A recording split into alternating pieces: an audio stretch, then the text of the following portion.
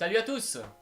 Alors oui, je sais, j'ai déjà fait une vidéo sur l'immigration et sur la polémique Franken, mais je trouvais ça important de revenir sur le nouveau projet de loi du gouvernement qui est les visites domiciliaires.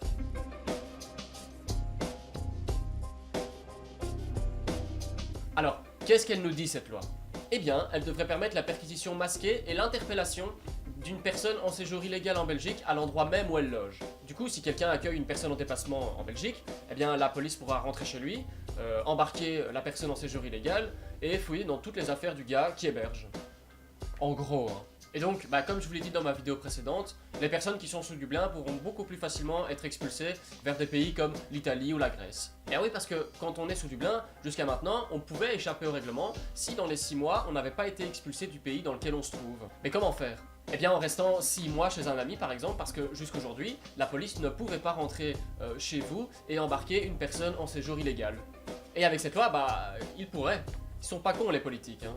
Alors ce projet de loi, il a suscité un vif émoi. En effet, il est arrivé au Parlement en pleine polémique après l'annonce des futures arrestations au parc Maximilien, là où s'organise chaque jour l'accueil de centaines de migrants par des citoyens.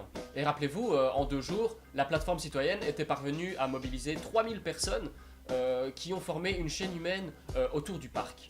Alors je ne sais pas vous, mais moi personnellement, ça commence de plus en plus à me faire penser à la façon dont ça se passe actuellement en France.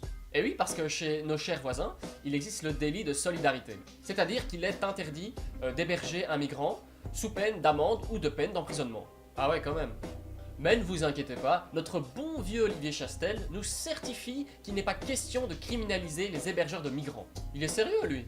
Non, mais le président du MR a raison. Voir des flics débarquer chez toi et fouiller dans tes affaires privées, c'est pas du tout criminalisant. Non, non, non. Alors on a également appris le 29 janvier qu'il y avait déjà 1000 dossiers en attente du feu vert de la nouvelle loi. Vous vous rendez compte de tout ce que cet acharnement coûte et coûtera s'ils veulent vraiment s'attaquer à ces 1000 dossiers?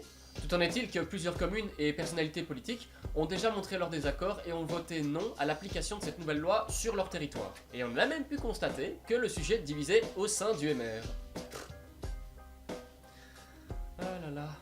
Alors, les syndicats des magistrats, eux aussi, ils ont appelé à rejeter le texte de Theo Franken. Selon eux, le secrétaire d'État veut modifier la loi de telle sorte que les juges d'instruction soient placés dans la quasi-obligation de permettre ces visites domiciliaires. Et là, c'est le monde judiciaire qui craint pour l'indépendance de ces juges d'instruction. Sans compter que le projet de loi, il convoque une mesure exceptionnelle du droit pénal pour régler un problème administratif qui est la non-exécution d'un ordre de quitter le territoire. Donc voilà, comme vous pouvez le constater, il y a un peu tout le monde qui est contre cette loi en réalité. Du coup, pourquoi est-ce que le gouvernement s'endette à vouloir la faire passer?